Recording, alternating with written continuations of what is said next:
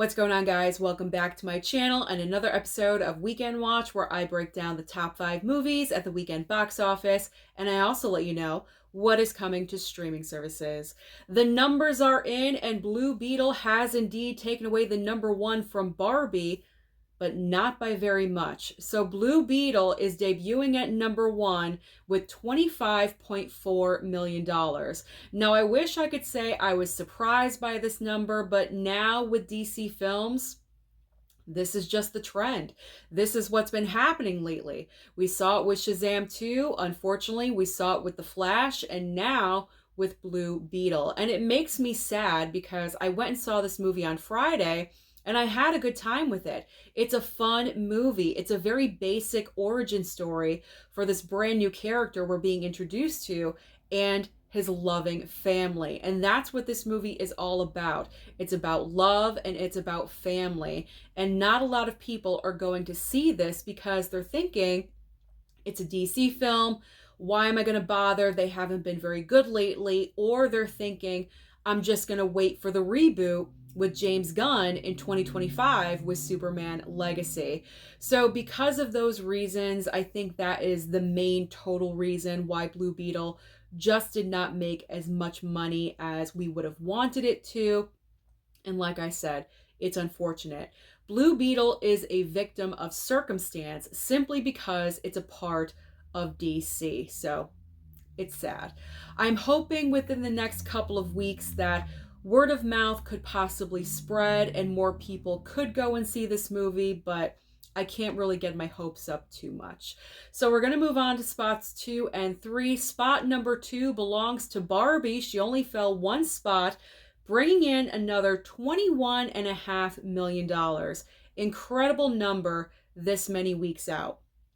Also in third place goes to Oppenheimer with another $10.6 million. And it's important to note that Oppenheimer is over $700 million worldwide.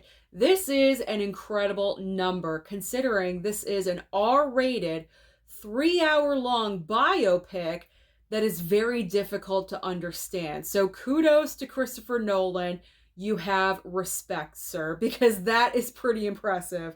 And spots 4 and 5, fourth place belongs to Teenage Mutant Ninja Turtles Mutant Mayhem with another $8.4 million, just barely beating out our 5th place, which belongs to Strays. I'm actually surprised that this movie brought in this much money. So Strays in 5th place with $8.3 million.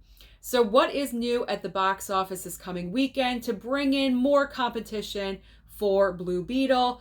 We have one really main new release, kind of a second backup big new release, and also 3 smaller releases. So the first 2 big new releases, the main new release is Gran Turismo. Now, if you guys recall, this movie was supposed to come out on August 11th a couple of weeks ago, but it got bumped to August 25th. I think the reason is because the strikes are happening and they wanted a couple more weeks. I'm not really sure why, but I think it was going to be strike that, reverse it. I think it is a good idea that they did bump the movie. There we go.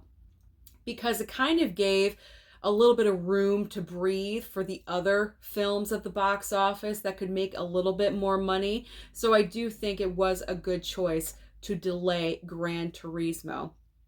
I'm trying to enunciate better so I don't mess up my words. There we go. Also, another wide, big new release is the new Liam Neeson film, Retribution. However, I'm not expecting anything big at the box office with this movie because there's been no marketing and no advertising for this film at all whatsoever.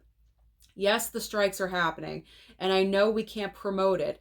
However, I haven't seen anything about this movie on social media at all, and I saw one trailer, and that's it. I have some advice for Liam Neeson, though. He really needs to change up what he's doing because I feel like all of his movies lately for the past, I would say 5 years, are all the basic same concept wrapped up in a different package and presented to us. He needs to completely change the course of where his career is going, because none of these movies that he's putting out are making any money at the box office. So Liam, if you see this video, I'm sure you won't, but if you do, take my advice. You got to do something else. So there's also 3 smaller films in limited release. Like I mentioned, we have Golda starring Helen Mirren, Bottoms, and also The Retirement Plan starring Nicolas Cage. But if you don't want to go and see anything at the box office this coming weekend, you want to stay home, as I always say, there's always options on streaming for you. And this coming week, there's a lot on streaming. So over on Netflix, we have Big George Foreman, as well as You Are So Not Invited to My Bat Mitzvah. I don't know, is that a Valley Girl? I don't know. Anyway.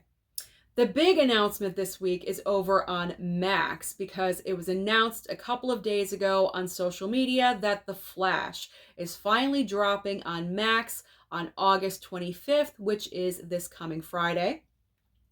Hulu is debuting How to Blow Up a Pipeline and also Vacation Friends 2.